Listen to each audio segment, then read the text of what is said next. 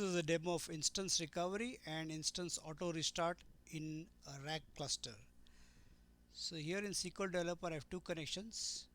The first connection is to node 1 to RAC 1 instance.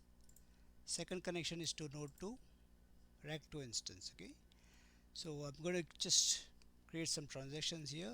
Create tip.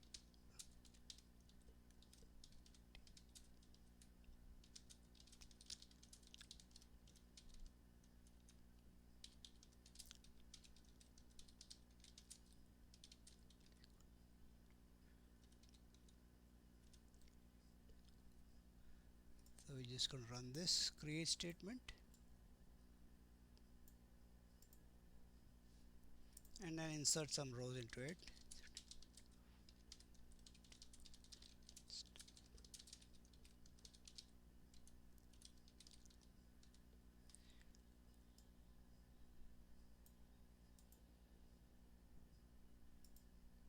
So I've inserted 75,230 rows, but remember before the insert it actually had 0 rows because I created with 1 is equal to 2.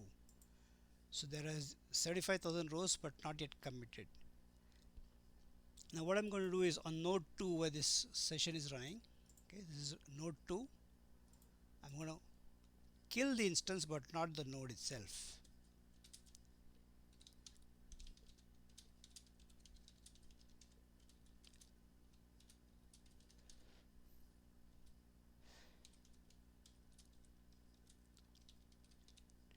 And before I do that, let me look at the alert log. This is the alert log for instance 1 on node 1. Okay, I'll just show you the alert log.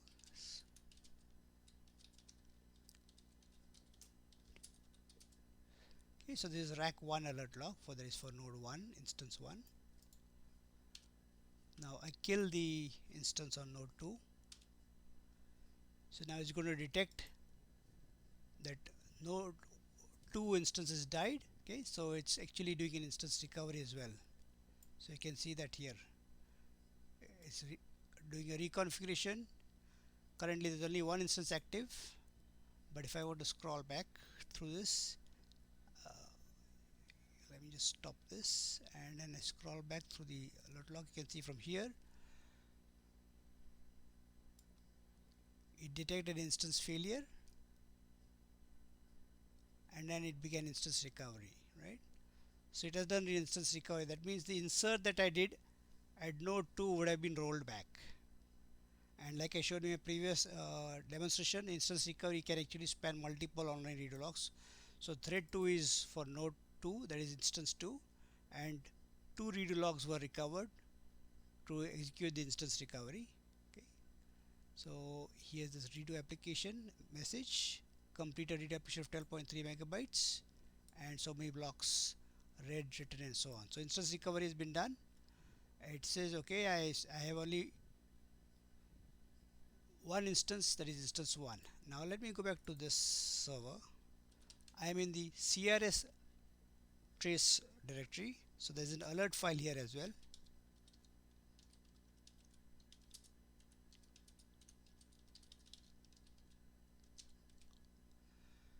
So this is the 2210. You can see here it has detected that DB DB21 rack, the resource that is for the database instance on node 2 has failed. These are all the previous messages 2158 when the node had come up, and this is a message which says it detected that it has failed. So the cluster has detected that the resource, that is the database instance, has failed at 2210, which corresponds approximately to the same time that this one has also detected instance failure from node 1 and actually done a recovery also on node 1. So the recovery has been done but the instance has not been restarted. So if I were to try to run this query or anything, whether I try to do an insert or whether I try to okay, so it has now reconnected. How did it reconnect? What has happened is that it detected the the node resource failure, okay, and then brought up the instance. So if I were to do a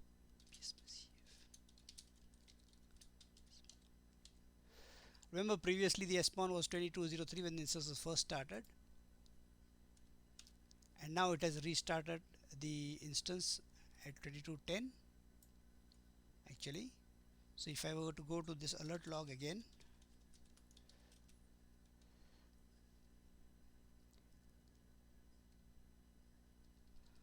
you can see the messages again. Instance 2 got attached again. So the GRD was partially frozen because it's attaching instance 2 again to the cluster. Let me just scroll back a bit. So now here it says instance 2 has joined the cluster again. So there was instance recovery.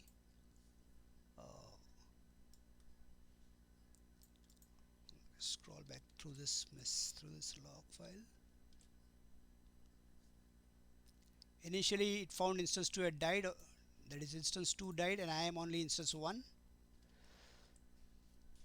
It did no instance recovery from the redo logs of thread 2, that is for instance 2, and then instance 2 rejoined the cluster. So instance 2 was automatically restarted by the ClusterWare on node 2, and that's what the message. So when node 2 detects, the ClusterWare detects that the instance has failed, it writes a message, but it does not write a message about the restart. Okay, any successful message of a failed resource is not being written, just that it detect a failure, but it did restart the instance. You can see at 2210 immediately, very quickly, within a few seconds. So I'll just go to the Oracle account.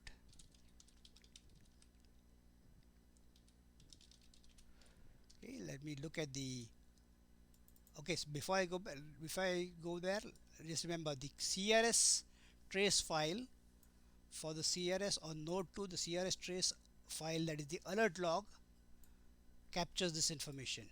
So this is where you can find that it had detected a resource failure. In this case the resource was the instance, because this is the name of that resource, of the database instance. So let me just go to the alert log for this node. So this is the database and this is the instance.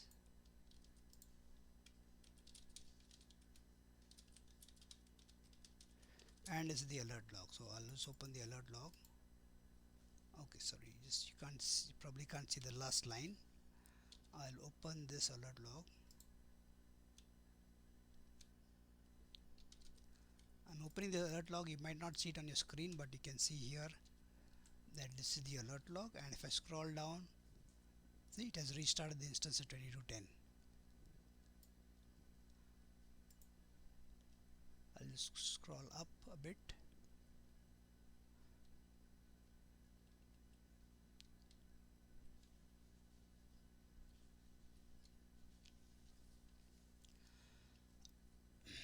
Scrolling up a bit before 2210.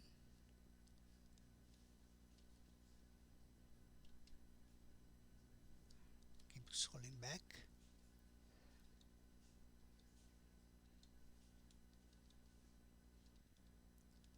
This is the initial startup. You can see 2203. 1003 was when the instance was initially started up.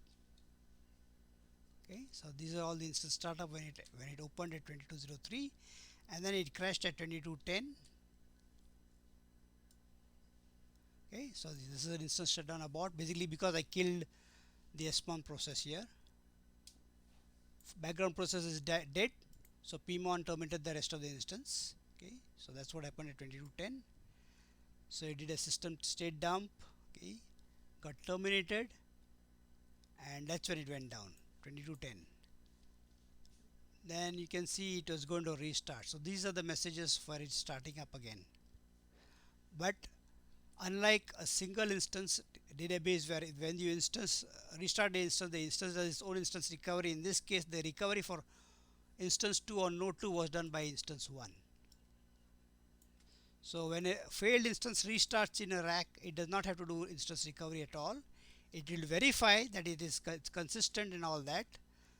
So it will rejoin the global resource directory, it will rejoin the cluster, but it does not need to do instance. So that is the advantage of RAC.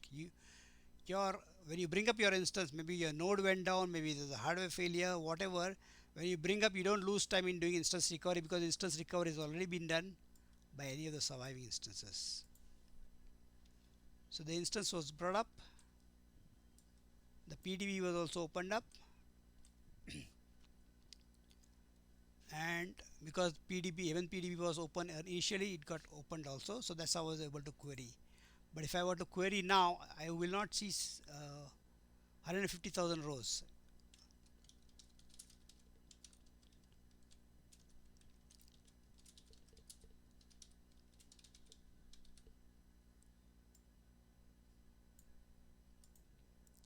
I only see 75,000 rows because the first 75,000 rows that were inserted initially were rolled back by this recovery.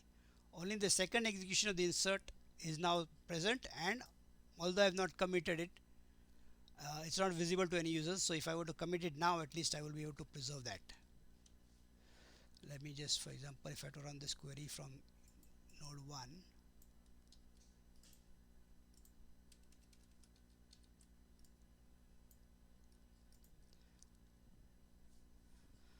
so what it's doing is finding that there are blocks in the global buffer cache, right? So that's what RAC is. It's like one global instance, one global memory. So it's finding it has gone through all the blocks, but it finds that none of the rows were committed. So this count star took a lot of time, but it found that nothing was committed, so it returns 0 rows. So if I do a commit now,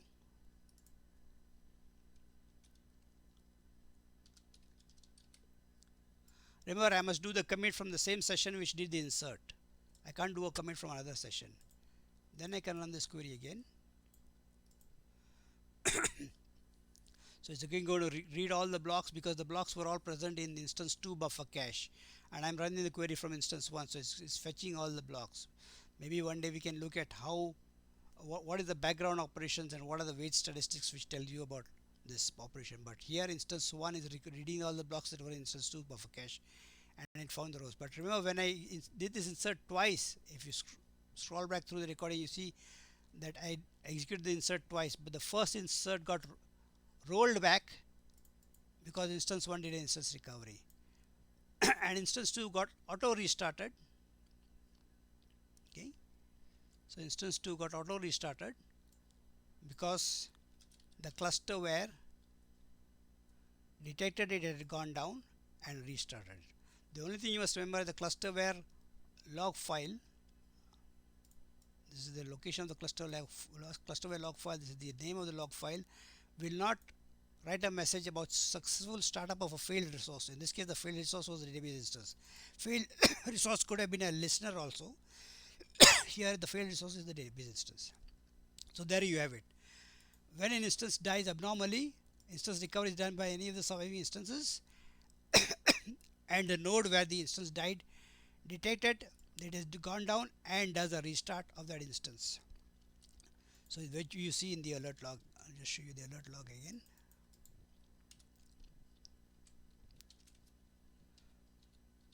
I'll show you, for example,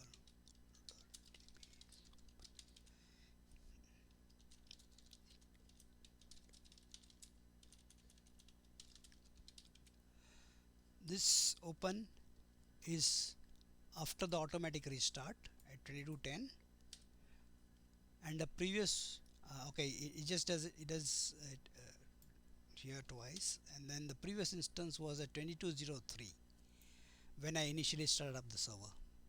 So there you have it. Instance recovery is done by one instance, but instance startup is done by the ClusterWare of the node where the failed instance was running.